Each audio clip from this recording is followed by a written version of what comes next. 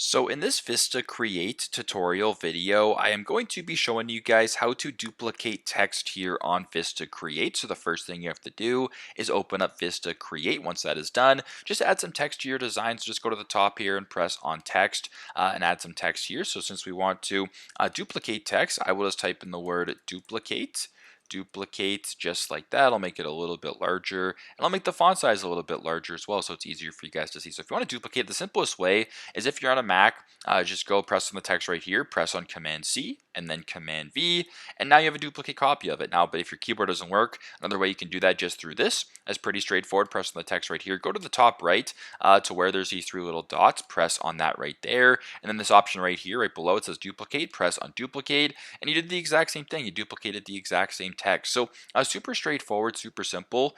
This is how to duplicate text here on VistaCreate. Thanks again for watching, and I hope this video helps.